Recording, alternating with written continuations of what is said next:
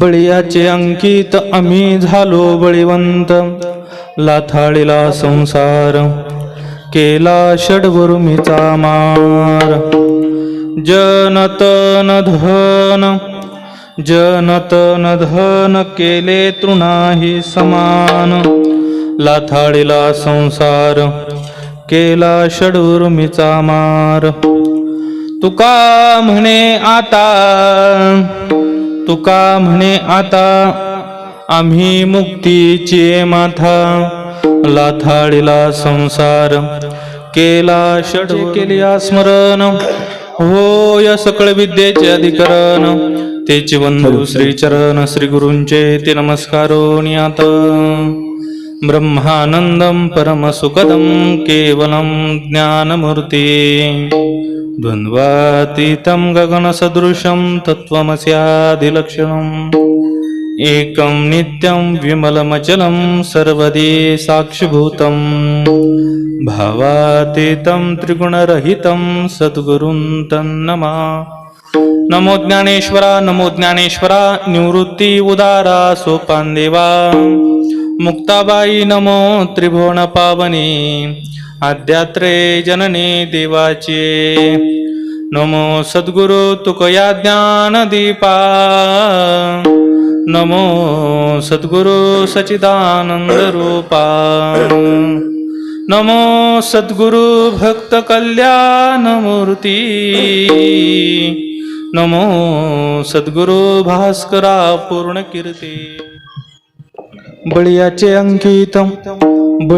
अंकित आम्ही झालो बळीवंत लाथाळीला संसार केला षडवर्मीचा मार जगद्गुरु संत श्रेष्ठ श्री तुकाराम महाराज यांचा अत्यंत महत्वाचा प्रसिद्ध असणारा आम्ही पूर्व जीवनामध्ये काय केलं आणि वर्तमान काळामध्ये आम्हाला कशाची प्राप्ती झाली कुठली अवस्था प्राप्त झाली भूत आणि वर्तमान काळाचा संयोग घडून आणणारा हा अभंग आहे. पूर्वजीवन संतांचं वाखण्याजोग आहे आणि वर्तमान स्थिती संतांची पाहण्याजोगी आहे. जो स्वतःला साधक म्हणून घेतोय त्या साधकाकरता संतांचं वर्तमानही महत्वाचं आहे आणि साधकांकरता संतांचं भूतकाळही महत्वाचं आहे. संतांना भविष्य नसतं त्यामुळे साधकाने भविष्याच्या अडचणीत गुंतू नये. खरं तर भविष्याचं चिंतन करणारा मूर्ख म्हणून शास्त्रकाराने सांगितलेलं आहे आणि म्हणून संत हे दोन काळात जगत असल्या कारणामुळे जगद्गुरु तुकोबरा यांचा भूतकाळही विचारात घेण्याजोगा आहे आणि वर्तमान काळही विचारात घेण्याजोगा आहे. आणि म्हणून जगद्गुरु तुकोबरा म्हणतात आम्ही भूतकाळामध्ये काय केलं आणि वर्तमान स्थितीमध्ये आम्हाला त्याची काय अवस्था प्राप्त झाली याचा विचार सांगोपांग जगद्गुरु तुकोबरा असणाऱ्या अभंगामध्ये करतात. हा एक विचार. आणखी जगद्गुरु तुकोबराय बळीवंत झालो असं जे अर्थी म्हणतात त्या अर्थी तुकोबरायांना कोणते बळ प्राप्त झालं याचाही विचार तुकोबरा या अभंगामध्ये मांडतात. शास्त्रकाराने 3 बळाचा विचार केलेला आपल्याला पाहायला सापडतो. भक्तीचं बळ, ज्ञानाचं बळ आणि वैराग्याचं बळ. ज्ञान भक्ती आणि वैराग्य या तिन्ही बळाचा संयोग या अभंगामध्ये आपल्याला पाहायला सापडतो. पहिल्या अभंगामध्ये जगद्गुरु तुकोबरा यांनी भक्तीचं बळ दाखवलंय. ध्रुपदामध्ये जगद्गुरु तुकोबरा यांनी त्या ठिकाणी ज्ञानाचं बळ दाखवलं आणि अभंगाच्या 3ऱ्या चरणामध्ये जगद्गुरु तुकोबरा यांनी वैराग्याचं बळ दाखवलं. विठ्ठल. आणखी एक आपल्याकडे शास्त्रामध्ये न्याय आलेला आहे. कारणाशिवाय कार्याची निर्मिती होत नसते. लक्षात घ्या. कार्य जर घडलेलं असेल तर कुठेतरी त्याला कारण परंपरा असावी लागते. कारण परंपरेशिवाय कार्य जसं सिद्ध होत नाही. जर बळीवंत झालो हे जर जगद्गुरु तुकोबरा याचं कार्य असेल तर त्याच्यासाठी कार्य लागणारी कारण सामग्री म्हणजे अभंगाचे 3 चरण. विठ्ठल.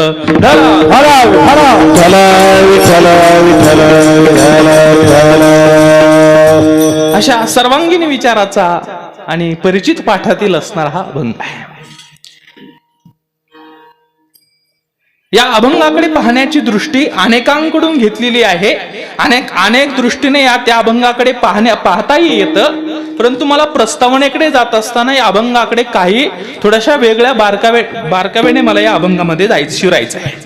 प्रस्तावना करत असताना अभंगाची गंमत अशी आहे, आपल्याकडे एखाद्या शब्दाचा अर्थ समजून घ्यायचा असला की त्या शब्दाच्या अर्थाचा विरुद्धार्थी शब्द अगोदर लक्षात घ्यावा लागतो. विरुद्धार्थी शब्दाचा अर्थ लक्षात आला की मग जो मूळ शब्द आहे तो समजण्यास थोडा सोपा जातो. लांब म्हटलं की जवळ काय आहे याचा विचार करावा लागतो, बरोबर आहे. लांब म्हटलं की जवळ याचा विचार करावा लागतो. रात्र म्हटलं की दिवसाचा विचार करावा लागतो. खरं म्हटलं की बरं, खरं बोलायचं झालं की इच्छा नसते, इच्छा नसते, पण खरं सांगायचं म्हणून खोट्याचं काय आहे सांगावं लागतं. म्हणजे जर खोटं बोलायचं खरं बोलायचं झालं तर खोट्याचाही विचार करावा लागतो. लांब काय आहे हे सांगायचं झालं की जवळचाही विचार करावा लागतो. दिवस आहे हे सांगायचं म्हटलं की रात्रीचाही विचार करावा लागतो. तसं जगद्गुरु तुकोबरायांनी अभंगामध्ये बळीवंत झालो, ज्या अर्थी तुकोबराय बळीवंत झालो असं म्हणतात, त्या अर्थी तुकोबराय बळीवंत नव्हते असं म्हणायला थोडासा वाव आहे. विठ्ठल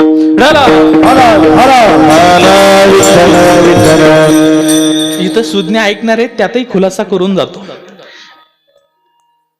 तुकोबरायांना बळीवंत नव्हते असं म्हणण्यात सुद्धा काहीसा दोष निर्माण होऊ शकतो. जर बळीवंत नव्हते असं म्हणलं तर मग तुकोबराय आम्ही वैकुंठवासी लावायचं कुठं? म्हणजे शहाण्या ऐकणाऱ्याची विचार सांगतो. जर बळीवंत नाही म्हटलं तर मग आम्ही वैकुंठवासी असं लावायचं कुठं? मला असं वाटतं बरं का, धाडसाने विधान करतो अनिल महाराज, आम्ही वैकुंठवासी तुकोबरायांच्या संबंधाने म्हणण्यापेक्षा हे म्हणत असताना आम्ही वैकुंठवासी हे म्हणण्यापेक्षा मला असं वाटतं तुकोबरायांच्या संबंधाने तुका म्हणे श्रम केला अवघा आला फळासी हे म्हणणं अतिउत्तम आहे. विठ्ठल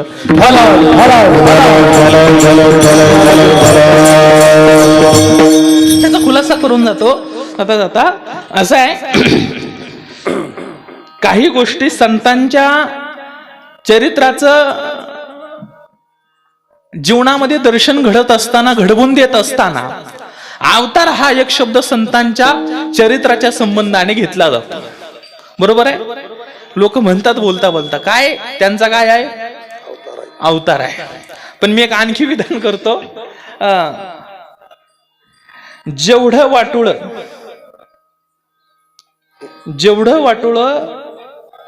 अवतार या शब्दाने संतांचं केलं तेवढं वाटोळ कोणीच केलं नाही.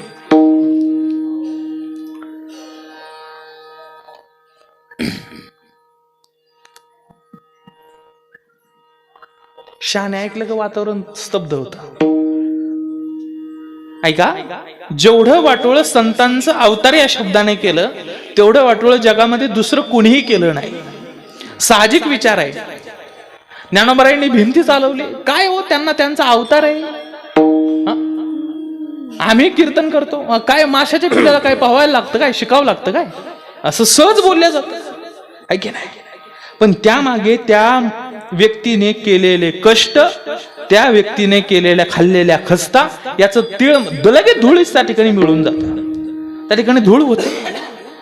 आणि म्हणून तुकोबरायन आम्ही वैकुंठवासी लावायचं, पण ते साधकाच्या संबंधाने, सांसारिक जीवाच्या संबंधाने तुकोबरायांचं दर्शन तुका म्हणे श्रम केला याच न्यायाने झालं पाहिजे. कारण सामान्य सांसारिक लोक तुकोबरायांना म्हणतात ते अवतारी, त्यांना काहीच शक्य नाही, सहज शक्य आहे त्यांना. छत्रपतींचा सुद्धा तोच विचार केला जातो. अवर रक्ताचं पाणी रात्रीचा दिवस करून स्वराज्य घेतलं आणि आम्ही बोलता बोलता म्हणतो काय त्यांना अशक्य आहे हो, त्यांचा अवतार होता. अवतार म्हटल्याने त्यांच्या कार्याची जी काही हेळसांड होते ते दुसऱ्या कुठल्याही शब्दाने होत नाही, लक्षात घ्या. आणि म्हणून अवतार शब्द लावा, पण विशिष्ट अवस्थेनंतर लावा. जर आम्हाला प्रारंभी जगद्गुरु तुकोबाराय विचारात घ्यायचे असतील तर श्रम महत्वाचा आहे तुकोबारायांचा. आणि म्हणून मला असं वाटतं चरित्रकाराने चिंतन करताना जगद्गुरु तुकोबारायांच्या 3 अवस्थेला महत्व दिलेलं आहे. पहिली अवस्था जगद्गुरु तुकोबारायांची साधक म्हणून सांगितलेली आहे. दुसरं त्या ठिकाणी पहिली अवस्था सांगितली संसारी तुकोबाराय, दुसरं साधक तुकोबाराय सांगितले, आणि तिसरी म्हणजे सिद्ध तुकोबाराय सांगितले. 3 पद्धतीने आम्हाला संत जीवन आमच्या डोळ्यासमोर ठेवल्या जातं. काय ठेवल्या जातं त्याचं कारणच ही आहे की तुम्ही अवतार मानून तुकोबारायांच्या कार्यकर्तृत्वाला कमी नाही लागू शकत. तुकोबाराय भांडाऱ्या भामचंद्र डोंगरावर गेले, ती काय कशा करता गेले होते? जर अवताराचा असता तर सिद्ध म्हणून जगले असते की, काय अडचण होती? मुळात भक्तिशास्त्राने चिंतन करत असताना आजान सिद्ध आणि साधक सिद्ध हे दोन प्रकार मांडलेलेच आहे जगासमोर. मग हे दोन प्रकार मांडत असताना आजान सिद्धाचा वाद एक आणि साधक सिद्धाचा वाद एक, ही साधक सिद्ध ही जी भूमिका मांडत असताना साधना कशा करता लावली?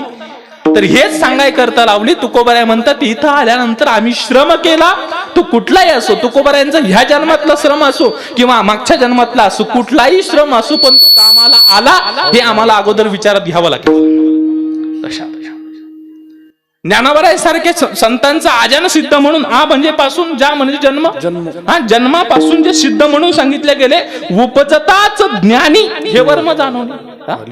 हे जे ज्ञानोबारायांबद्दल उद्गार काढले संत चुकीचे नाही आहेत, पण त्या अवस्थेनंतरचे ते उद्गार आहेत. ज्ञानोबारायांना स्वतःला विचारा ना, ही ज्ञानेश्वरी जगाने एवढी डोक्यावर घेतली, ही ज्ञानेश्वरी जगाला देण्याकरता ज्ञानोबारायांना काय करावं लागलं? काय केलं ज्ञानोबारायांनी? स्वतः ज्ञानोबाराय चिंतन करतात ना. ज्ञानोबाराय म्हणतात माझी हे सत्यवादाची तप, वाचा केले बहुत कल्प, पातले प्रभू. हे जगाला एवढी अकलनीय ज्ञानेश्वरी दिली आणि विशेष म्हणजे 16व्या वर्षी दिली. हे फार महत्वाचं आहे. ऐकणाऱ्यांनी थोडं कान उघडे ठेवून ऐका. ज्ञानेश्वरी ज्ञानोबारायांनी जगाला दिली कितव्या वर्षी दिली? 16व्या वर्षी दिली. दुर्दैव आहे आमचे 16 पंच झाले तरी आम्हाला वाचता आली नाही. विचाराची गोष्ट आहे. 16 पंच 80 इथपर्यंत झालं तरी लक्षात घ्या. मला मुद्दा सांगायचा आहे, संतांचं कार्यकर्तृत्व हे फार विशाल आहे.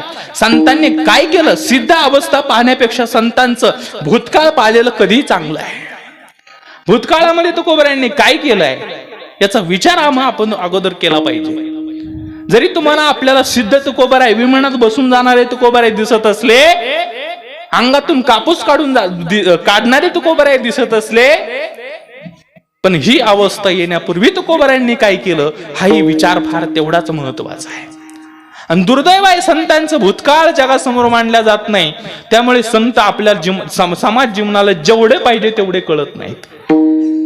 ज्ञानोबारायांचं सुद्धा तेच आहे. ज्ञानोबारायांची 16व्या वर्षी अवस्था लिहून ठेवली. ज्ञानोबारायांनी ही जी जगाला सिद्ध अवस्था दाखवली, त्या मागे सुद्धा ज्ञानोबारायांची तपश्चर्या आहेच ना. नाही असं नाहीये.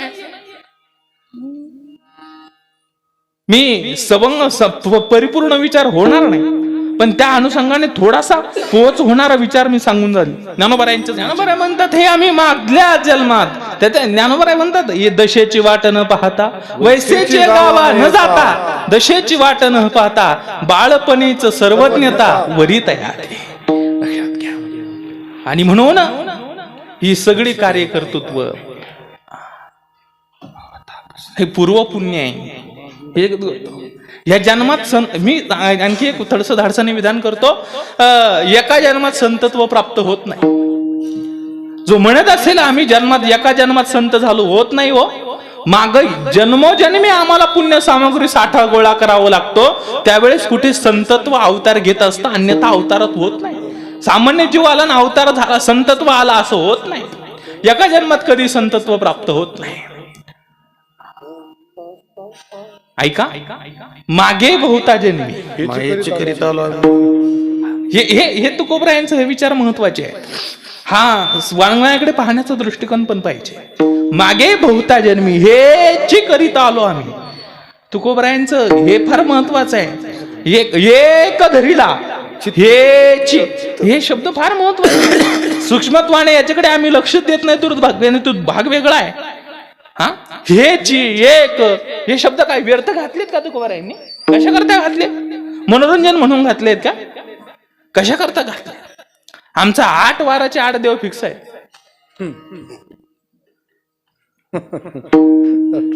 आहे की नवरात्रात आले की देव बी फिक्स आहे. बाकीचे वेगवेगळे देव, आमचे 8 दिवसात 8 देव फिक्स आहे. पण तुकोबर आहे मला असं वाटतं भानुदास महाराजांची भाषा आहे. भानुदास महाराजांचं एक फार गोड वाक्य आहे. एवढी एकनिष्ठता एकात्मता तुकोबरायांची दृढ आहे. जरी हे आकाश वरोपडप आहे, हे आकाश देवा प्रसंगी खाली अंगावर यायला पाहिजे, पडायला पाहिजे. ब्रह्म गोळ भंगा जाय बड वानळ या त्रिभुवनाला अग्नी लागेल, परी मी तुझीच वाटप आहे गा विठोबा. तुझीच या शब्दामध्ये अनन्यता आहे. आणि म्हणून एवढी अनन्य भक्ती या संतांची आहे. आणि मागच्या जन्मापासून ही अनन्यता जगद्गुरु तुकोबरायांची दृढ आहे. हा महत्वाचा विषय आहे. आम्हाला कळत नाही आम्ही मागच्या जन्मामध्ये काय केलंय. बरोबर आहे. या जन्मात काय करतो हे तर आपल्याला कळतच नाही.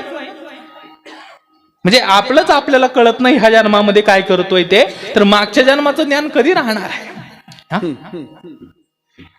काय समजता बरं आपण स्वतःला. समजता कोण नाही. माझ्या सोबत घ्या सगळे, आपण माझ्या सगळं घ्या सगळे, इथं बसलेले सगळे, आपण समजतो कोण स्वतःला. आपण कोण आहोत, कोण आहोत विचार केलाय. मोठ्या महाराजांच्या भाषेत सांगू, उग पडल्या पडल्या खांडाकडे पाहून विचार करावा. खांडा असतात ना पहिले, घराला खांड होते. उग पडल्या पडल्या वरती खांडाकडे पाहून विचार करावा, मी कुठून आलो, मला काय करायचंय, कुठं जायचंय. अर्थात फक्त कीर्तना सांगाय पुरतो नाही बरं. हा सांगोपांग विचार विवेकासहित जागृत झाला पाहिजे. विचारा ना स्वतःला, मी कुठून आलोय. बरं तुम्ही सप्ताहाला आलात, इथं कीर्तन आलात, काहीतरी कारण असेल की नाही, काहीतरी कारण असेल की नाही. सोपं उत्तर आहे की नाही, सोपं का आहे की नाही. तुम्ही इथं आलात, जेवून खाऊन आलाय, शिवाय ज्याच्या त्याच्या घरचं जेवलात, इथं आलात. मग इथं आल्यानंतर काही काम आहे की नाही, कारण आहे की नाही. काय कारण आहे. दोन शब्द कानावर पडतात, कीर्तन ऐकायला भेटते, काहीतरी सेवा घडते, हे काहीतरी कारण आहे की नाही. तुम्ही एखाद्या पाहुण्याच्या घरी पाहुणे म्हणून जातात, त्याचंही मागे काहीतरी कारणच आहे. म्हणजे जर जन्माला आलात आणि काहीतरी आपण करतोय जन्माला आल्यानंतर, या काहीतरी करण्यामागे जर काहीतरी कारण असेल किंवा असावंच लागत असेल, तर मीही जन्माला आलो, मग यामागे काहीतरी कारण असेल. बरोबर आहे. चुकत आहे का नाही. खरं सांगा, एवढं तर सांगा, चुकत आहे का माझं. हा मना खाली बसतो का. मग जर प्रत्येक गोष्टी मागे रिझन असेल, कारण असेल, तर मीही जन्माला आलो, मलाही जन्म देणारा कोणीतरी आहे ना. आणि मग याचा विचार कधी आहे. अर्थात 42 वर्षापासून सप्ताह सुरू झालाय. मला नाही वाटत एखाद्या मनात विचार आला असेल मी का आलो. जरी 42 वर्ष सप्ताहाला झाले असले तरी मी का जन्माला आलो हा विचार कोणाला पडलाय का. पडलाय. दुर्दैवाची गोष्ट आहे महाराज.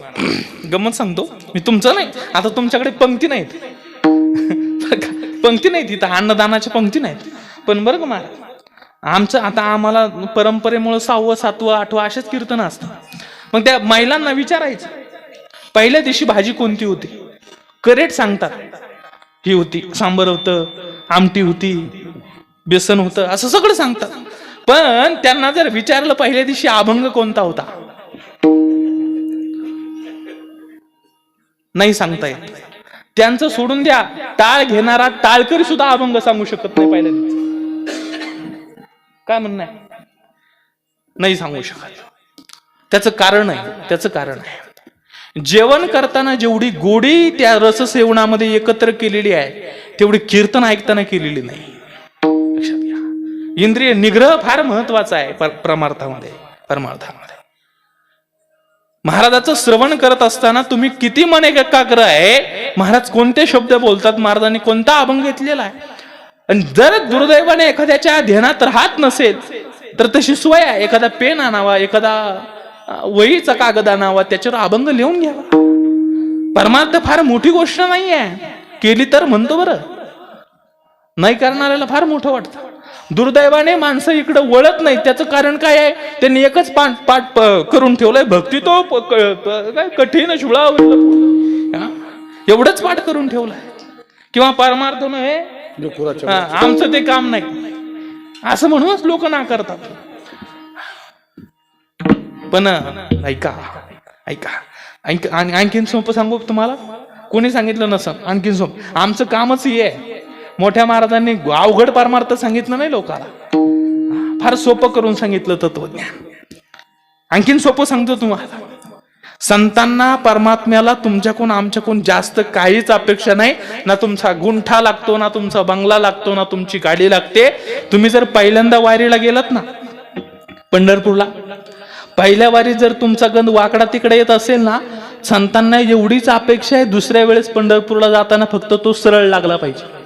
आमचे गुरुजी सांगायचे, तुकोबारांना काय अपेक्षा आहे वेगळी, उभा गंध लागला पाहिजे एवढीच अपेक्षा आहे. हा, जर पाहून म्हणणार हरिपाठ न पाहता म्हणता आला पाहिजे एवढीच अपेक्षा आहे. हा, याच्यापेक्षा वेगळी काय अपेक्षा आहे संत जीवनाला तुमच्या आमच्याकडून? हा, आपल्या गावामध्ये उमरेकर महाराज येऊन गेले, कोणी पत्र लिहिलं होतं का महाराज आमच्याकडे या, आम्हाला सप्ताह सुरू करून द्या, आम्हाला परमार्थ दाखवू? कोणी लिहिलं होतं का पत्र? हा, का कारण आहे? काय कारण आहे? ही संत मंडळी तुम्हाला आम्हाला जागृत करण्यासाठी. आम्ही स्वरूपाच्या ठिकाणी झोपलेलो. आपण कालची कोजागिरी पौर्णिमा साजरी केली की नाही? प्रत्येकाने दूध पिला असेल की नाही? आता अर्थात जे शास्त्राला मानतात, नियमाला धरून आहेत, ते दुसऱ्या दिवशी पिले असतील. पण जे सरसगट आहेत तर ते मात्र त्या दिवशी पिले. मला माहित नाही, मला त्याच्याशी आत्म सूक्ष्म बोलायचं नाही. पण कोजागिरीला दूध पितात. या कोजागिरी पौर्णिमेचा अर्थ तरी आपल्याला माहिती आहे का? हा, रात्री उठायचं म्हणजे रात्री खुशा असं नाही महाराज, रात्रभर जाग नसतात, दूध पिऊस तर पण जाग नसतात. काही विचार काही ते बरोबर अलार्मला लावून ठेवतात. 12ला दूध प्यायचं ना, मग 12:15चा अलार्म लावून ठेवायचा. 15 मिनिटात दूध गरम होतंय आणि 12-1ला ग्लासात घेता येत आहे. म्हणजे ही पौर्णिमे ही कशासाठी आहे? कोजागरी ही शब्द तरी का शब्द प्रयोग त्याला केलाय, कशा करता हे दूध प्यायचंय, याच्यामध्ये सूक्ष्मता काही नाही. फक्त उठायचं आणि रूढीर बलीसी, ते एक शास्त्रात न्याय आहे. काय शास्त्रात रूढीर बलीसी, न्याय आहे शास्त्रात रूढीर बलीसी, असं एक न्याय आहे. शास्त्र जे नियम शास्त्रामध्ये सांगितले त्याच्यापेक्षा रूढी माणसाचे फार बलवान आहेत. आणखीन धाडसाने एक सांगतो, तुम्ही ज्या गौरी बसवतात ना 3 दिवसाच्या, हा, त्याचा कुठंच उल्लेख नाही महाराज, कुठंच उल्लेख नाही. त्याचा कुठं उल्लेख नाही तरी लोक बसवतात. आणि त्याला ते नैवेद्य 56 प्रकारचे नैवेद्य वगैरे असतात. महाराज, या माता भगिनीला कोणाला उठा आणि कोणाला विचारा, हे असं का करावं लागतं? 56 भोगच का लावावे लागतात? दुसऱ्या दिवशीच का जेव घालतात? पहिल्या दिवशी भाजीचाच का नैवेद्य? तिसऱ्या दिवशीच का उठ? याचे उत्तर यांच्याकडे आहेत ना, शास्त्रात नाहीत, कुठंच नाही त्यांच्याकडे उत्तर आहेत. शास्त्रात नाही याचे उत्तर. मग याच्यात उत्तर काय? आमची आजी सासू असं करीत होती म्हणून आम्ही असं करू. काय उत्तर आहे? आमच्या अमक्या म्हणजे लक्षात घ्या, रूढीर बलीयसी, ही रूढी बलवान, शास्त्रापेक्षा ही रूढी बलवान असो. आणि म्हणून स्वरूपाचं ज्ञान, कोजागिरी, आत्मस्वरूपाच्या ठिकाणी कोण जागा आहे? कोजागरती, कोजागरती, कोजागरती, कोण जागा आहे हे पाहण्यासाठी देव येतात. आत्मस्वरूपाच्या ठिकाणी कोण जागा आहे? अर्थात आम्हाला आत्मा माहित नाही, आत्मस्वरूप माहित नाही, म्हणजे जन्माला कशासाठी आलो हेच जर माहित नसेल तर पुढचं काय माहिती होणार?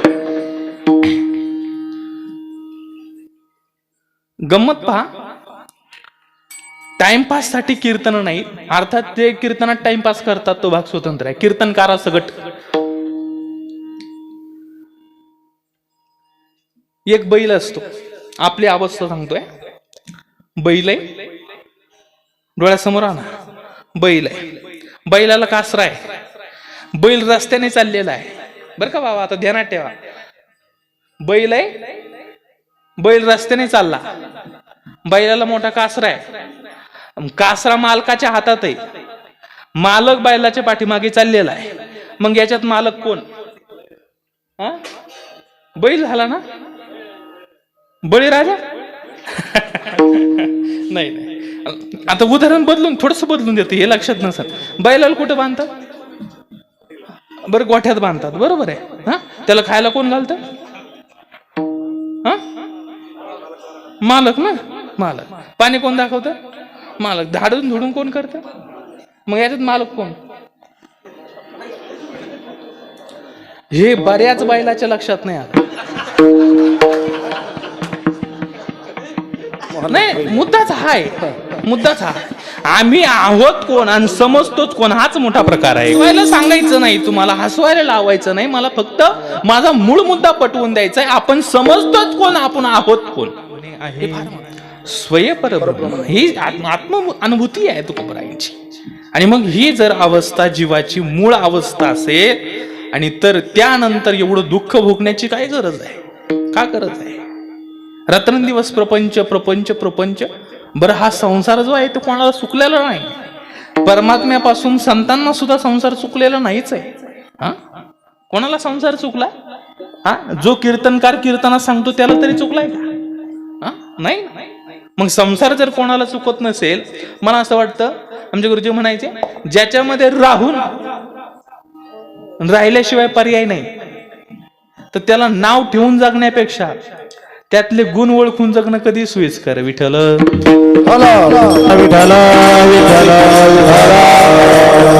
बरं, नाव ठेवले आणि सुटतोय का? नाही. आणि मग गुण ओळखून जगल्याला काय हरकत आहे? गुण ओळखून जगलं पाहिजे. असो, तर मला मुद्दा सांगायचा आहे. मी कशाहून मागे फिरलोय, इकडे फिरलोय. संतांचा भूतकाळ, भविष्यकाळ, वर्तमान काळ याच्यामधून फिरलोय. संतांना भविष्यकाळ नसतो. ज्याच्या ठिकाणी काहीतरी होणं शिल्लक आहे त्याला तुम्ही संत कसं म्हणता? संत म्हणता कसं? जो वर्तमानात परिपूर्ण अवस्थेला प्राप्त झाला तोच संत, अन्यथा दुसरा संत नाही. वर्तमानात पूर्णत्व अवस्था. तुकोबरायांना विचारा, कधी जाऊन विचारा वर्तमानातली अवस्था. तुकोबरायांना वर्तमान विचारा कसं आहे. झालो पाहे रिकामा. हे रिकामा होणं फार महत्वाचं आहे अध्यात्माच्या दृष्टीने. लोक म्हणतात रिटायर झाले आम्ही महाराज तुमच्या सोबतच आहोत. रिटायर झाल्यावर आता आपण महाराज आपल्याला अनुभव असतील. जर एखाद्याच्या घरी गेलो ना, तर प्रेमाने म्हणतात महाराज आता रिटायर झालो का आम्ही तुमच्या सोबतच राहणार होता, राहणार आहोत. पण हे असं ऐकू ऐकून थोडासा अभ्यास करू करू असं लक्षात आलंय या समाजाचा, जेवढी कामं कामावर जाणाऱ्याला नाहीत तेवढी कामं रिटायर झालेली आहेत. खरंच आहे, खरंच आहे. कामावर जाणारा सुद्धा तेवढी कामं. कारण हा रिटायर होस तर याची नातू शाळेत जायला लागतात. बरोबर आहे ना? ते राहणले मग ते घरचे म्हणतात तुम्हाला काही काम नाही, तुम्ही यांना सोडून या, आहे की नाही? शाळेत सोडून या. मग त्याला शाळेत सोडायला याने जायचं, घेऊन येताना त्याला आणायला परत याने जायचं. गमत आहे, नुसतं आणायला जाऊन भागत नाही. मग रात्री जी भाजी करायची ना, ती भाजी आणायचं सुद्धा त्याच्यातच असते. तुम्ही त्याला घेऊन या बर का, त्यालाही घेऊन या आणि येताना ती भाजी आणेल. महाराज मी असं ऐकलंय, आणलेली भाजी सुद्धा करून घालायचं यांच्याच वाट्याला आहे म्हणे.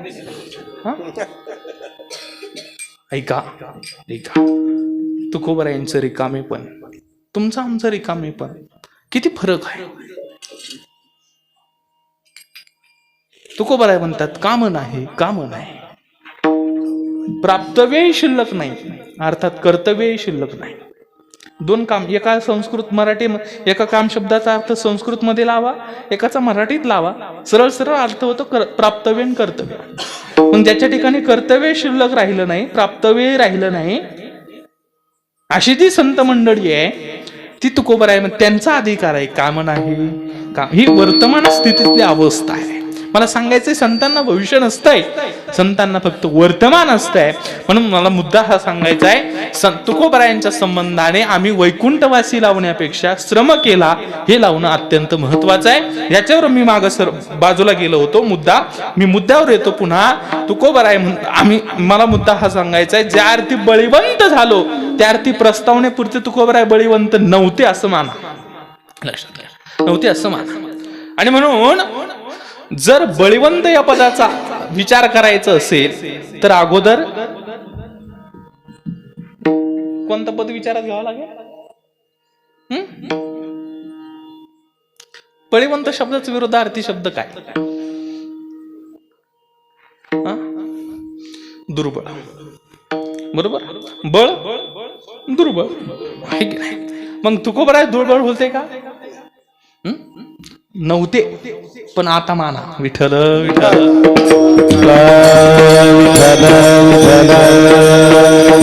आणखी हा मुद्दा थोडासा तत्वज्ञानाच्या दृष्टीने वाढवायचा जर झाला तर तत्वज्ञानामध्ये शब्द आलेत काही. पहा तुम्ही, काही तत्वज्ञानामध्ये शब्द आलेत.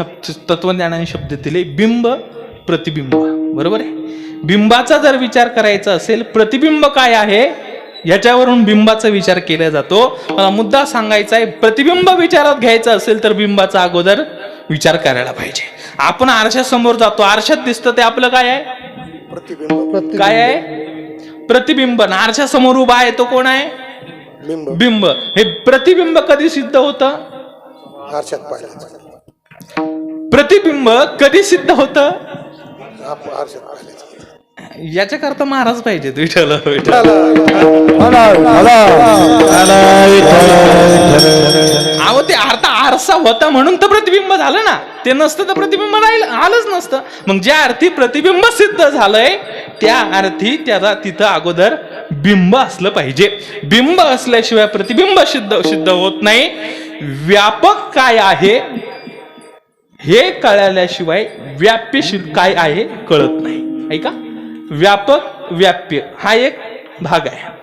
बिंब प्रतिबिंब हा एक वादच सांगितलेला आहे. त्या पंढरपूरला जर कधी गेला असाल ना तर त्या पंढरपूरच्या विठ्ठलाकडे त्यावरती तिची चौकट आहे पांडुरंगाची. त्या पांडुरंगाच्या चौकटीवर वरती लिहिलेलं आहे. आता ते आपणही पंढरपूरला सगळेच गेलेलो आहोत, पण वर मुंडकं करायला वेळ भेटेल तेव्हा. वर मुंडकं करायला वेळच भेटत. पण तिथं असं लिहिलेलं आहे शब्द. मला असं वाटतं निवृत्तीनाथ दादाचं प्रमाण आहे. उगवले बिंब अद्वैत स्वयंभ नाम हे सुलभ विठ्ठल राज, असं एक तिथं प्रमाण आहे. लक्षात घ्या. उगवले बिंब अद्वैत स्वयंभ नाम हे सुलभ. म्हणजे जर बिंब प्रतिबिंब सिद्ध करायचं असेल तर बिंब असावं लागतं. म्हणून व्याप्य सिद्ध करायचं असेल तर व्यापकत्व असायला पाहिजे. आता हे व्याप्य व्यापकाचा रामायणामध्ये फार गोड आलोय बरं. भावार्थ रामायणामध्ये नाथ महाराजांनी केलेला विचार फार महत्वाचा आहे. आलंय, वेळ आली म्हणून आठवलं, सांगतो. काय झालं? रावणाने सीता पळवून आणली. बरोबर. रावणाने सीता पळवून आणली आणि अशोक वाटिकेमध्ये अशी सहजासहजी ठेवली नाही. मग सीतेला आकृष्ट करण्याचे रावणाने अनेक प्रयत्न केले. बरोबर ना.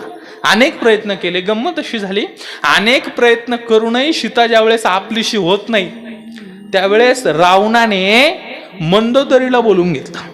मंदोदरी कोण आहे? रावणाची पत्नी आहे. आणि विशेष म्हणजे ती पतिव्रता आहे. पतिव्रता आहे. ही मंदोदरी म्हणजे सामान्य नाही. मंदोदरी फार अधिकारी स्त्री आहे. सीता जेवढी अधिकारी आहे तेवढीच मंदोदरी अधिकारी आहे, असं नाथ महाराजांचा रामायणामध्ये विचार आहे. बरं. तर मंदोदरीला बोलवून घेतलं. मंदोदरी आली. या मंदोदरीची व्याख्या करत असताना नाथ महाराजांनी फार गोड व्याख्या केली. काय व्याख्या आहे? अशी व्याख्या आहे, संकल्प विकल्प नाही जे उदरी म्हणून नाव तिचे मंदोदरी. किती सोपी व्याख्या आहे. हा, संकल्प विकल्प नाही जे उदरी म्हणजे जिच्या पोटामध्ये संकल्पही राहत नाही, विकल्पही राहत नाही, अशी कोण आहे? मंदोदरी. उगा महाराज शंका आहे म्हणून विचारतो बरं का. जर भेटलं उत्तर तर भेटलं. मंदोदरी कोण आहे? स्त्री आहे. बरं, कोणाच्या संगतीत आहे? रावणाच्या. रावण कोण आहे? राक्षस, बरोबर ना. रावण राक्षस आहे. मंदोदरी कोण आहे? रावणाची पत्नी आहे. सीता कोण आहे? श्रीच आहे. आदिशक्ती म्हणू, श्रीच आहे.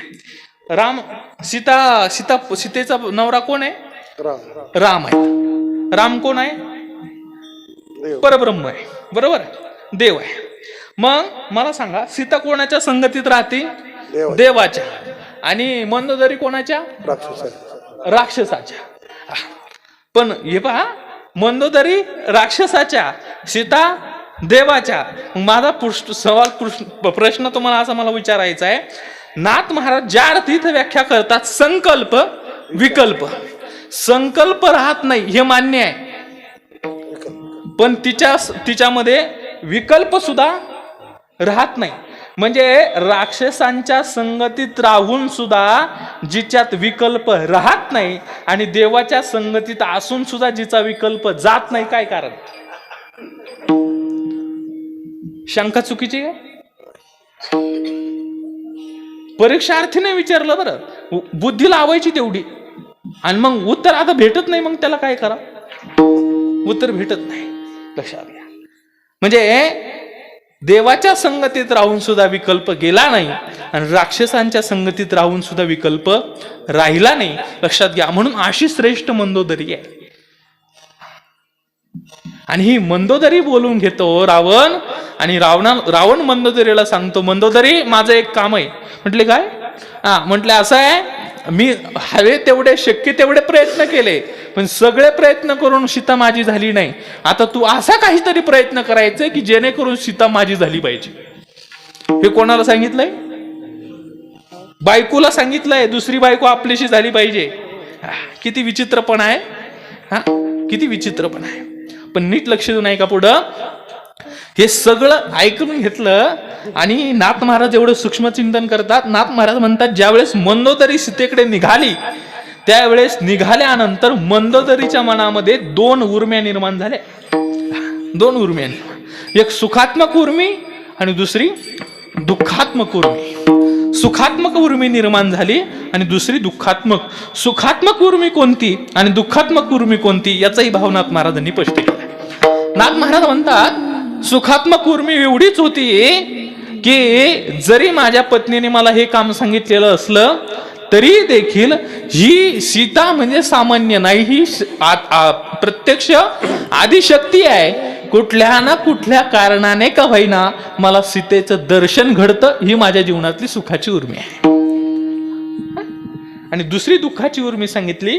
दुःखाची उर्मी सांगत असताना महाराज सांगतात, मंदोदरी विचार करते, माझ्यासारखी कुलवान शीलवान, आणि आणखी एक वाक्य उच्चारतो, सीतेपेक्षाही मंदोदरी सुंदर होते.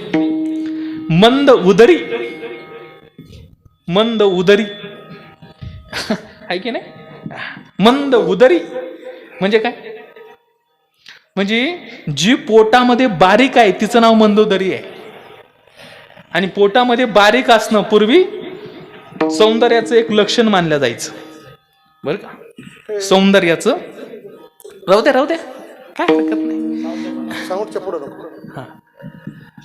म्हणजे पोटामध्ये लवचिकपणा असणं, बारीकपणा असणं त्यावेळेस सौंदर्याचं प्रमुख लक्षण मानलं जायचं. आणि अशी ती मंदोदरी आहे. आणि तिच्यापेक्षा म्हणजे मंदोदरी रूपवान आहे, सुंदर आहे. आणि मंदोदरी विचार करते, माझ्यासारखी सुंदर सुशील आणि पतिव्रता स्त्री असताना देखील माझ्या वाट्याला माझ्या पती करता दुसरी स्त्री वेधून आणण्याचं काम लागतं. याच्या एवढं दुसरं दुःख माझ्या जीवनात कोणतं नाही. हा एक दुःखाचा प्रसंग आहे आणि एक सुखाचा प्रसंग, दोन्ही गुरमे आहे. आणि अशी पावल घेऊन त्या ठिकाणी असणारी मंदोदरी सीतेकडे निघालेली आहे. सीता समोर आल्यानंतर नाथ महाराज इथेही आणखीन एक शब्द उच्चार करतात. नाथ महाराज म्हणतात, सीतेची मंदोदरीची भेट झाली नाही. नाथ महाराजांनी सांगितलंय 2 साधूंची भेट झालेली आहे. लक्षात घ्या. काय? 2 साधूची भेट. आता 2 साधू भेटल्यानंतर काय बोलतील बरं? आहे की 2 गायक एकामेकाला भेटल्यावर काय बोलतात? हा राग कोणता, तो राग कोणता? 2 कीर्तनकार भेटले, चुकत आहे नाही. तसं नाही, त्याला तसा शब्द नाही आमच्यात, आमचा वेगळा शब्द आहे. आमच्यात जर आमच्यात भेटलो ना महाराज आम्ही म्हणत असतो कसं काय होतं वातावरण. मला बरेच दिवस वातावरण कळत नव्हतं, नंतर कळायला लागलं वातावरण म्हणजे काय असं. तर नाथ महाराज सांगतात, दोन साधू भेटले. आता दोन साधूच्या गप्पा काय असणार आहे, दोन साधू. आणि मग दोघींचाही संवाद सुरू झाला. दोघींचा संवाद सुरू झाला. मंदोदरी प्रश्न करते सीतेला, सीते तुझा राम कोण आहे ग, तुझा राम कोण आहे. मंदोदरीची बुद्धिमत्ता पहा कशी आहे. तुझा राम कोण आहे असे विचारल्यानंतर सीता म्हणते, माझा राम म्हणजे परब्रह्म आहे, माझा राम परब्रह्म आहे. बर, नुसतं परब्रह्म, पूर्ण परब्रह्म आहे. बर, मग तुझा राम व्यापक का व्याप्य.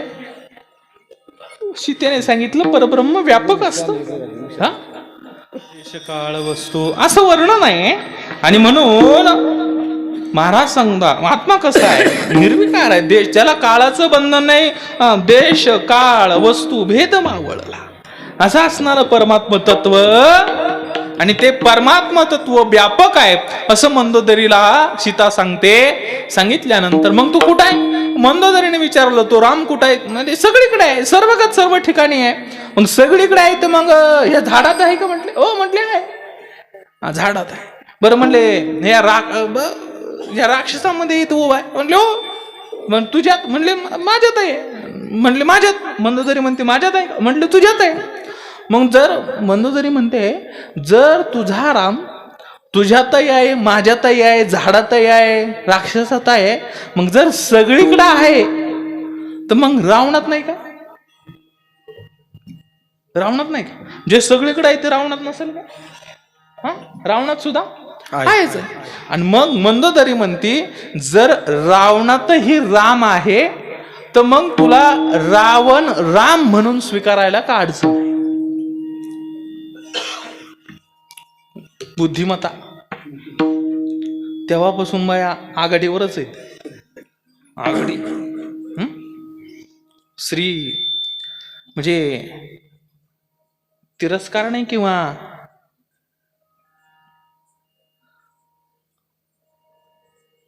असं, पण स्त्रीच्या बुद्धिमत्ता पुढे कोणाची बुद्धी चालत नाही, अजून तरी चालली नाही.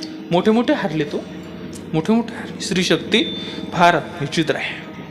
हल्ली तर असं आहे, तिनं ठरवलं घरड एकत्र ठेवायचंय तरच ठेवू शकते, अन्यथा नाही. स्त्री शक्ती फार बलाढ्य आहे. असो, पण हाही विचार करत असताना जरी गल्लीत राहत असल्या तरी पण एक दिल्लीचा महत्वाचा विचार लक्षात ठेवण्याजोगा आहे. प्रतिभाताई पाटील कोण होत्या आपल्या देशाच्या राष्ट्रपती. कोणत्या राज्या कोणाच्या होत्या काय होत्या मला ते घेणं नाही, पण एक मुद्दा घेण्याजोगा आहे, एक मुद्दा घेण्याजोगा आहे. राष्ट्रपती पदाचा स्वीकार केला तरी देखील डोक्यावरला पदर पडू दिला नाही, हे त्या बाईचं वैशिष्ट्य आहे, त्या बाईचं वैशिष्ट्य. आणि म्हणून हल्ली मॅडम झाली म्हणून लई शहाणं झाली असं काही सांगायचं बरं का. म्हणजे फक्त मॅडमलाच नाही, सगळ्या कोणी असेल, तहसीलदार असेल झालेले असेल, एखादी बिचारी कोणी असेल, काही असेल, पण आपला मान आपली मर्यादा सांभाळून कार्य केलं पाहिजे. नाहीतर आपल्याकडे पाहून बिघडणारे भरपूर आहेत, लक्षात घ्या. आणि म्हणून स्त्रीचा लज्जा हा दागिना आहे आणि तिला तो सांभाळला पाहिजे. जगामध्ये अन्याय अत्याचार घडतो, जरी पुरुष जात याला काही टक्के कारणीभूत असेल तर मला असं वाटतं स्त्री सुद्धा याला 90% कारणीभूत आहे. अंग प्रदर्शन करणं, ह्या ज्या गोष्टी घडतात समाजामध्ये, यामध्ये फारच मोठा स्त्रीचा वाटा आहे. आणि मग सावध राहिलं पाहिजे, दुसरं काही नाही. मोठ्यांचे आदर्श घ्यायला शिका. गल्लीत राहून गल्लीतलंच नाही पाहिजे, गल्लीत राहून कधीतरी दिल्लीतला सुद्धा विचार मनामध्ये घ्यायचा. विठ्ठल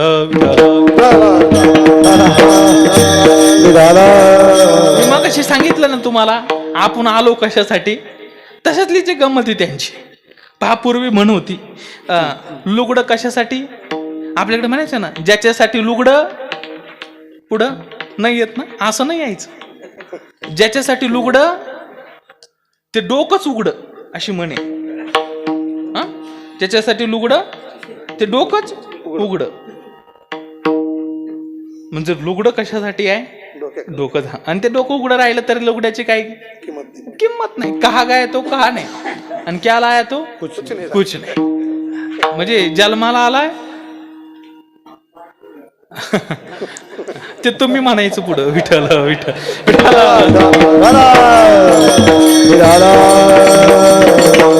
असो. मला मुद्दा सांगायचा आहे. ती मंदोदरी म्हणते सगळीकडे आहे, सगळीकडे आहे. तर मग माझ्या रावणात सुद्धा राम आहे, तर तुला स्वीकारायला हरकत काय आहे? त्यावेळेस सीतेने, माझा मुद्दा इथं आहे, मला मुद्दा हा सांगायचा आहे. सीता त्यावेळेस उत्तर देते, अगं मंदोदरी मगाचे बसून तू व्यापक व्यापक व्यापक व्यापक म्हणत चालली आहे. तर मग मगाचे धरून व्यापक व्यापक म्हणती आहे, तर मग ते व्यापक आहे हे कधी शिल्लक होतं? व्यापक आहे हे कधी सिद्ध होतं? जर त्याच्यापासून काही व्याप्य असेल तर. बरोबर ना? ज्याच्यापासून काही व्याप्यच नसेल तर त्याला व्यापक म्हणण्यात तरी काय अर्थ आहे? विठ्ठल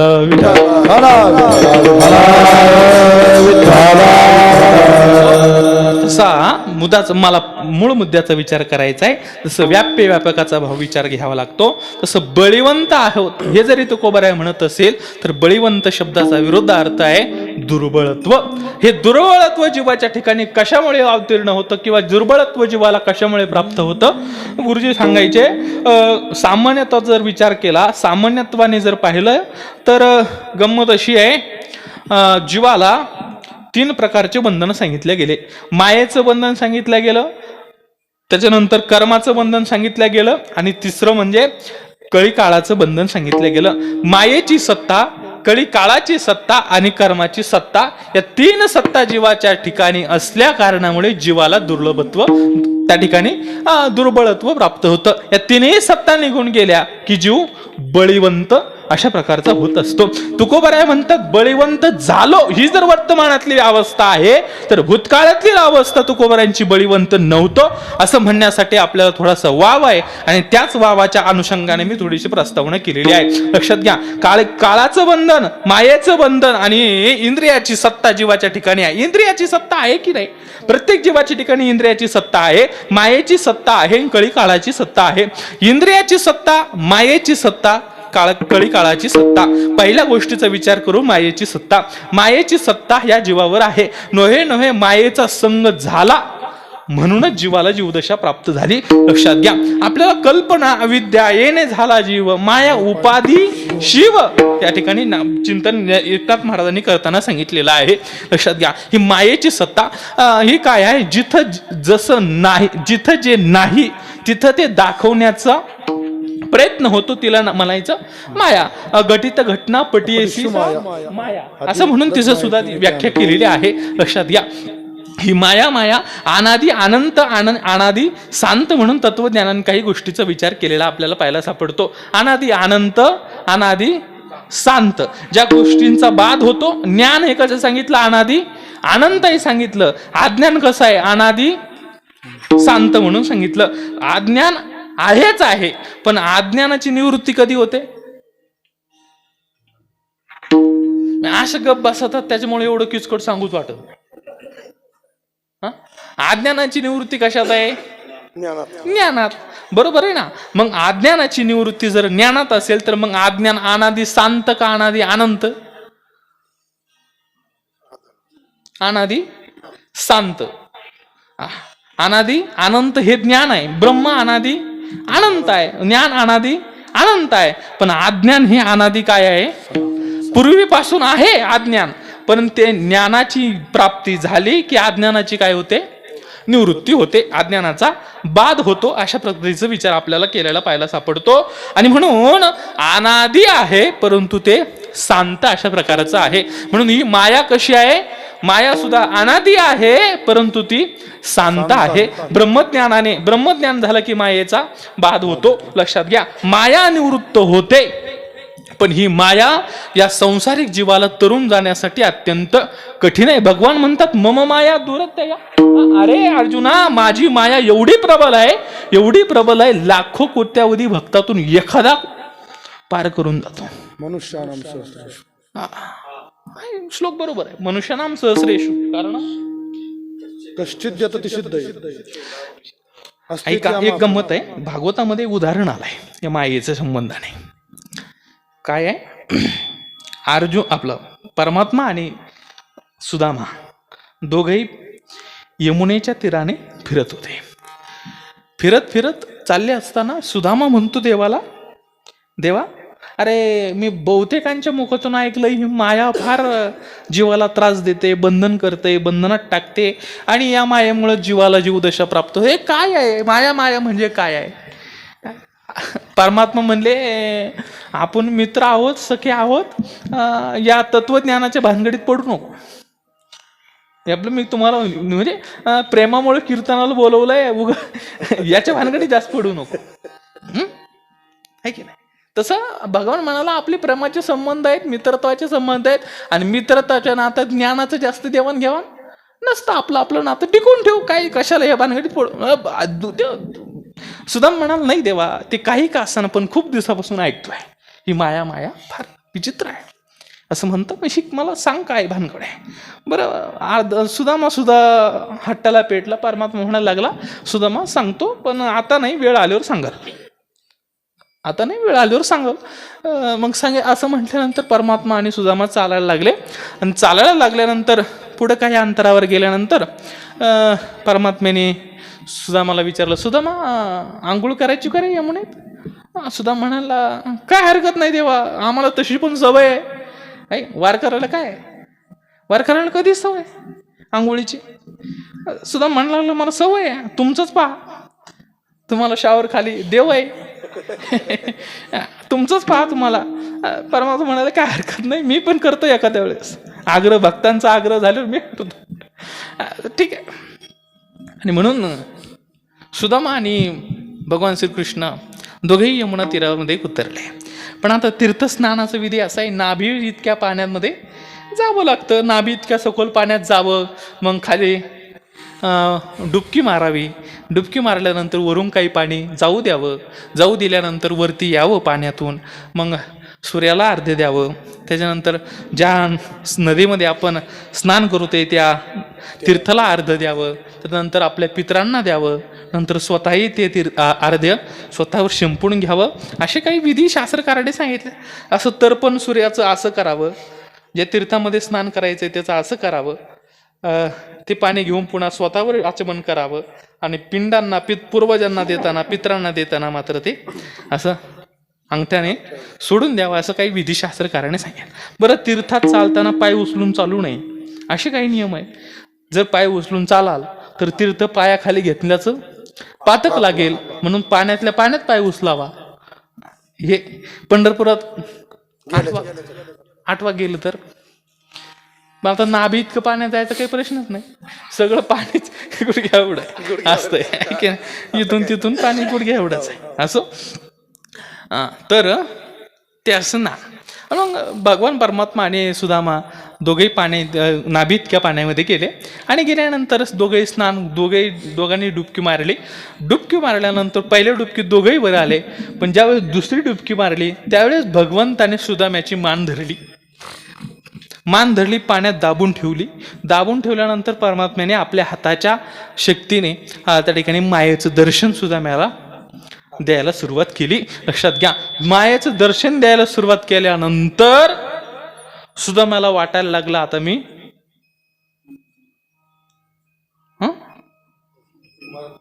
वाहत चाललो.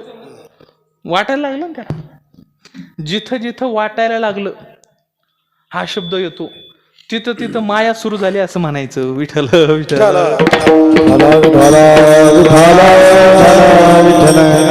वाटायला लागलं मी वाहत चाललो आणि म्हणून वाटायला लागल्यानंतर सुदामा वाहतोय. वास्तविक सुदामा कुठे आहे? जागेवरच आहे, पण वाटायला लागलं हा शब्द महत्वाचा आहे.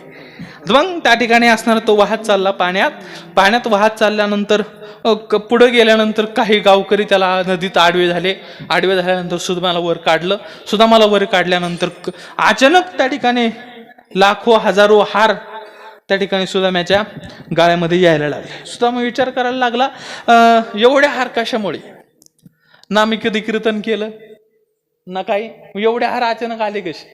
तो काही कीर्तनकार नव्हता, एवढे हार घालायची त्याला सवय नव्हती. मग एवढे हार घातले कशामुळे? सुद्धा आजची मी प्रश्न पडला सुद्धा मला, एवढे हार कशामुळे असं विचारायला म्हणजे पडल्यानंतर त्याने विचारलं, कहू एवढे हार कशामुळे घातले? एवढे हार कशामुळे घातल्यानंतर सुद्धा म्हणायला लागला, अहो काम असं झालंय म्हटले, आमच्या राज्याचा राजा वारलाय. राजा वारल्यामुळे आमच्या राज्याचा नियम असा आहे की जो कोणी वाहत येतो, एखादा आंघोळ करत असतो, त्यावेळेस त्याला नदीतून वर काढायचा आणि या राज्याचा राजा म्हणून घोषित करायचा असा नियम आहे. त्यामुळं आता तुम्ही वाहत येताना दिसले आणि आमचे राज्य वारलेत, त्यामुळं आता तुम्हाला या राज्याचा काय केला, राजेपदाचा मान दिलेला आहे, तुम्ही आमचे राजे झाले. सुद्धा मला आनंद झाला ना, राजे झाल्यावर कोणाला दुखवणार आहे काय? हा, सुद्धा मला आनंद झाला. सुद्धा म्हणायला लागला, कृष्णाला सोडलं राजा झालो. बहुतेकांना असं वाटतं बरं. कृष्णाला सोडलं राजा झालो, नाहीतर त्याच्या संग होतो तर फक्त पिशाच वागावं लागायचं. काही म्हणतात ना, झाडाखाली झाड वाढत नाही, कवर यांच्या पिशा वागायच्या. आपल्या भाषेत, हा आपली परमार्थाची भाषा, कवर यांच्या पिशा वागायच्या असत. फार अवघड आहे. झाडाखाली झाड वाढत नाही म्हणतात. मग आपलंही कुठेतरी आश्रम पाहिजे, आपलंही कुठेतरी काहीतरी पाहिजे, असं वेगळं विचार असतो. सुद्धा म्हणायला लागला, कृष्णाला सोडलं राजा झालो. आता तो जिथं जायचा तिथं मी त्याच्या पायापाशी बसलेला असायचो, तो सिंहासन. पण आता निदान त्याला मोठा असेल पण मला बारीक का होईना पण सिंहासन असेल, असा सुद्धा मग विचार करायला लागला. असं विचार करता करता गंमत अशी झाली, राजाचं लग्न झालं, सगळं व्यवस्थित राज्यकारभार चालला. आणि गंमत अशी झाली, महाराज जिच्या सोबत त्याने लग्न केलं होतं ती राणीच मेली. राणी मेल्यानंतर राणीचा अंत्यविधी निघाला, नदीवर आला, अंत्यविधी ती सरण वगैरे रचलं, सगळं झालं. आणि सगळं झाल्यानंतर आता अग्निडाग द्यायचा, त्या ओढ्यामध्ये काही सैनिक आले, सुदाम्याला उचलायला लागले. सुदामाला उचलायला लागल्यानंतर सुद्धा म्हणाल, तुम्ही काय करता, तिला पेटवायचं का मला? लोक म्हणायला लागले, राजेसाहेब ऐका, तुम्हाला सांगायचं राहिलं म्हटले, पहिला नियम सांगितला म्हणजे पहिला नियम ऐकला म्हटले तुमचं कसं आहे, वारल्यानंतर कोणी पवत येत असलं म्हणजे. मग आता दुसरा नियम म्हणे आमच्या राजाचा. काय नियम आहे? जर राजाची राणी मेली आणि तिला एकटीला पेटायचं नाही म्हणजे, मग तिच्या चितात राजाही उचलून टाकायचा, राजाला सुद्धा पेटवायचं. सुद्धा म्हणायला लागला, पहिला बरा होता नियम, पहिला नियम बरा होता, पण हे दुसरा फारच जड चालला. महाराज टाकलं ना उचलून सुदाम्याला, चितेमध्ये उचलून टाकलं. जसं तिकडं सुदाम्याला चटके बसायला लागले, तसं इकडं भगवंताच्या हाताला सुदामा झटकं देऊन बाहेर यायला लागला. नंदनीच्या बाहेर सुदामा येऊन पळायला लागल्यानंतर कृष्ण बाहेर आले, कृष्णाच्या मागे गोटा घेऊनच पळायला लागला. अरे देवा, तुला मी माया दाखव म्हणलो होतो, यमपुरी नाही, यमपुरी नाही, तू तर मला मारायलाच नाही. सुद्धा म्हणायला लागला, कुठंही ते राज्य, कुठंही ती राणी, कुठं काय. भगवान म्हणाले, हे काही नसतं, यालाच माझी माया म्हणायची. विठ्ठल चला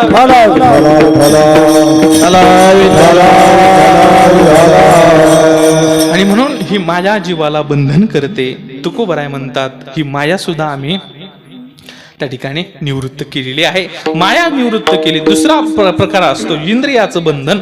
इंद्रियाचे धनी आम्ही झालो गोसावी, इंद्रियाचे धनी आम्ही झालो. काय आहे, माझा आवाज बारीक आहे आणि सिटिंग लावणाऱ्याला ती मेळ खात नाही, लवकर मेळ खात नाही, आणि त्याच्यामुळे माझा खालीवर होतो स्वर, आणि त्याच्यामुळे तसं थोडस एवढा बी काय मी आसूर नाही आणि म्हणून इंद्रियाचं बंधन, प्रत्येक इंद्रियाला जीवाला इंद्रियाचं बंधन आहे. विषय इंद्रियाच्या अधीन इंद्रिय विषयाच्या अधीन असल्या कारणामुळे प्रत्येक जीवाला विषय ओढी भुलले जीव काता कोण करिले यांची किव. मला अभंगाकडे यायचंय, जास्त भावार्थ लांबवायचं नाही आणि म्हणून इंद्रियाचं बंधन. आणि तिसरं सांगितलं कळी काळाची सत्ता.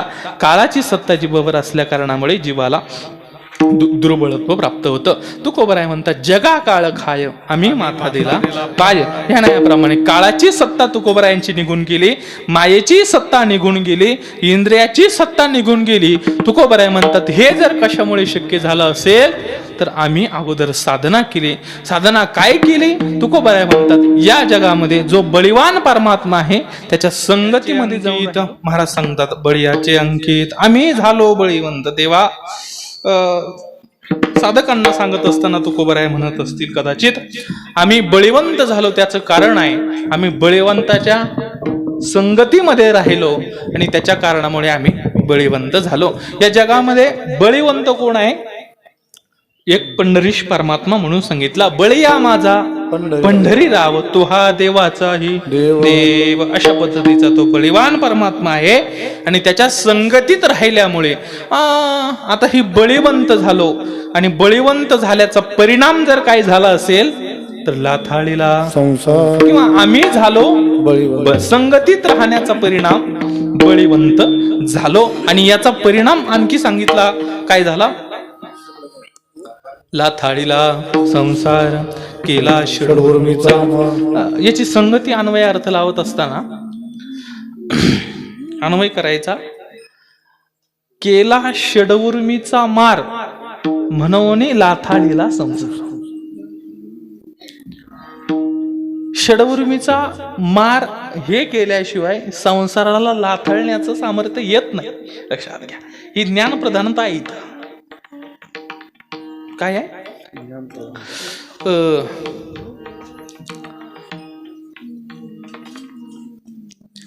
मला सांगायला थोडस जड जात आहे पण मी सांगतो. म्हणजे असं वाटतं की बाबा सांगू नये या गोष्टी पण सांगावं वाटतं कधी कधी. देहाच्या 2 उर्म्या सांगितल्या, मनाच्या 2 सांगितल्या आणि प्राणाच्या 2 सांगितल्या.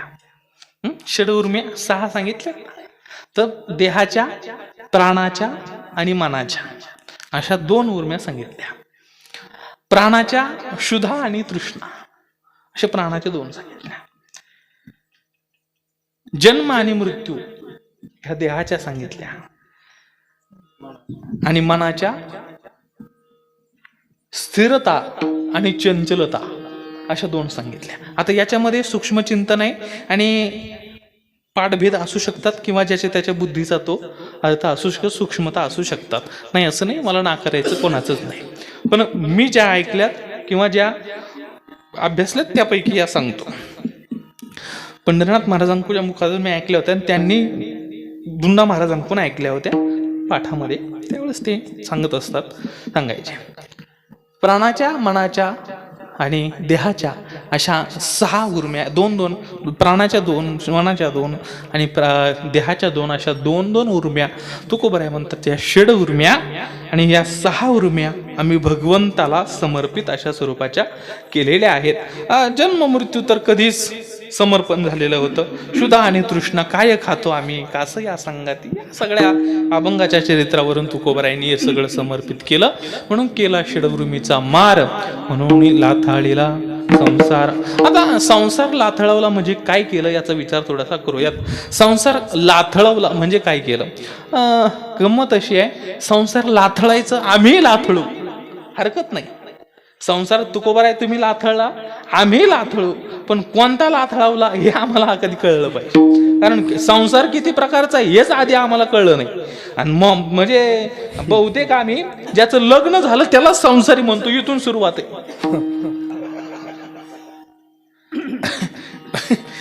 बारीक नाही लक्षात यायचं सगळं. सुरुवात इथून आहे. ज्याचं लग्न झालं नाही त्याला आम्ही संसारी म्हणतो आणि ज्याचं झालं नाही तो कोण? तो कोण? ब्रह्मचारी आहे की नाही? ब्रह्मचारी संसार नसतो. किती संसार असतात.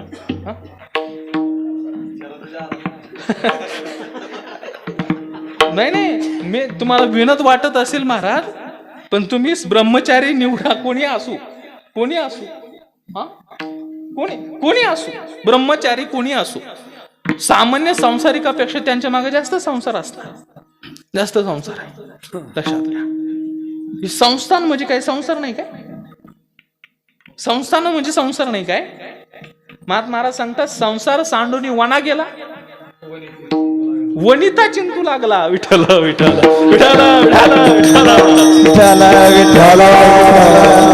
शब्दप्रयोग सुद्धा तसाच आहे, वनिता चिंतू लागला.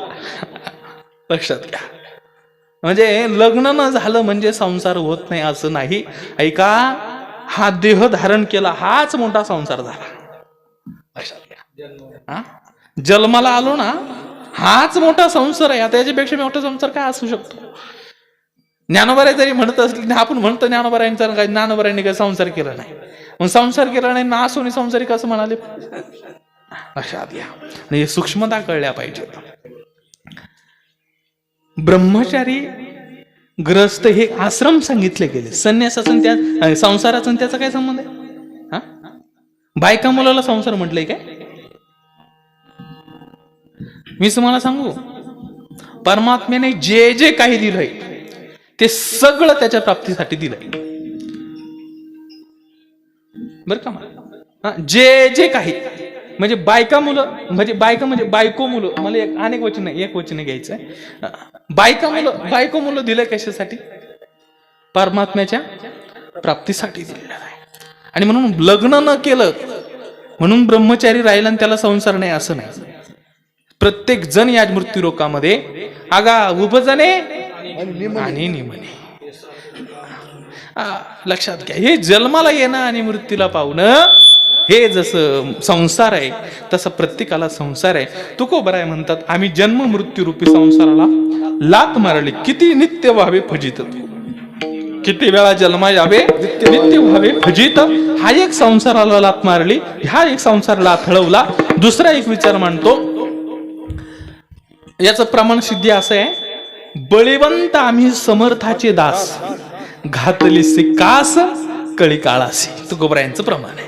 बळीवंत आम्ही समर्थ असणारा परमात्मा, त्याचा परिणाम आम्ही बळीवंत आहोत. आणि याचा परिणाम जर काय झाला असेल, घातलीसे कास कळी काळासी. कळी काळावर जगद्गुरु तुकोबरायांनी विजय मिळवला. आणि संसार तर साराच्या नावे घालोनिया शून्य, संसाराच्या नावे घालोनिया शून्य. वाढता हा पुण्य धर्म केला, हाही इथं त्या ठिकाणी हरिभजन हे धवळीले जग सुखविला लाग कळी काळाचा. अशा पद्धतीने बळीवंत आम्ही किंवा बळीयाचे अंकित आम्ही झालो बळीवंत. लाथाळीला संसार केला षडवर्मीचा मार. असो, पुढं वैराग्याचं बळ येतं, जन तन धन केले तृणाई समान. तुका म्हणे आता हे तिन्ही बळ पूर्ण झालं, आता वर्तमान स्थितीमध्ये कुठे आहोत असं जर विचारलं तर तुका म्हणे आता आम्ही मुक्तीची मुक्ती स्वीकारलेली नाही. बरं तुकोबरायांनी मुक्तीची माता शब्द वापरला आहे, मुक्तीच्या पेक्षा वरती आहे. म्हणजे मुक्तीचेही बाप म्हणायला हरकत नाही. लक्षात घ्या. कारण तुकोबराय म्हणतात, मोक्ष सुका हनुलाथा, किंवा तुका म्हणे मुक्ती परिणिली नवरी आता दिवसचारी. तिच्यासोबत लग्न केलं तुकोबराय म्हणतात. मुक्तीशी लग्न लागलंय. आणि जिच्याशी लग्न लागलं ती अंकित राहत असते का? आताचे वरचढ होतात तर वाक सुद्धा आताच्या वरचढ होत, पण जिच्यासोबत लग्न केलं ती अंकित असते. आणि लक्षात घ्या. आणि म्हणून तुकोबराय म्हणतात, तुका म्हणे आता आम्ही मुक्तीची माथा लाथाळीला संसार केला षडवर्मीचा मार. रामकृष्ण महाराज काळे हा बाबा. समाधानी चेहरा आहे, एकदम समाधानी चेहरा आहे. परमार्थ करतात याचं प्रतीक आहे. देव करू तुमच्यासारखं हसू आमच्याही तोंडवर येऊ. चांगला आहे, छान. असो, उत्कृष्ट साऊंड सिस्टीम आहे. सर्वच तुम्ही गुणीजन श्रोते मंडळी, तुमच्याबद्दल सर्वांच्या बद्दल आदरभाव व्यक्त करतो. सर्वांच्या चरणी नतमस्तक होतो. सेवेला पूर्णविराम. ज्ञानेश्वर